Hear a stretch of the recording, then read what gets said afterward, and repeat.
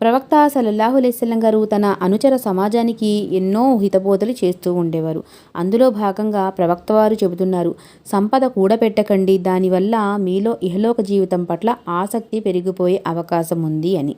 అలాగే వేరొక హదీసులో తెలియజేస్తున్నారు, ప్రతి సమాజంలోనూ ఓ ఉపద్రవం తలెత్తుతుంది. అంటే ఏ ప్రవక్త వచ్చినా సరే వాళ్ళకి ఒక ఉపద్రవం అనేది తప్పకుండా వస్తుంది. అలాగే నా అనుచర సమాజానికి పొంచి ఉన్న ఉపద్రవం ఏమిటంటే ధన వ్యామోహం.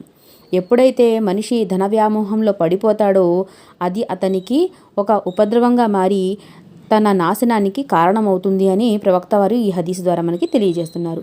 అయితే వేరొక హదీసులో చెప్తున్నారు, అత్యధిక సిరి సంపదలతో కలిమి రాదు, నిజమైన కలిమి ఆత్మ సంతృప్తి వలనే వనగూడుతుంది అని చెప్తున్నారు. అంటే మనిషికి ఎంత ఆస్తిపాస్తులు ఉన్నా, ఎంత సంపద ఉన్నా సరే తనకి తృప్తి అనేది లేకపోతే తన జీవితం అంతా వ్యర్థంగానే అతనికి అనిపిస్తూ ఉంటుంది.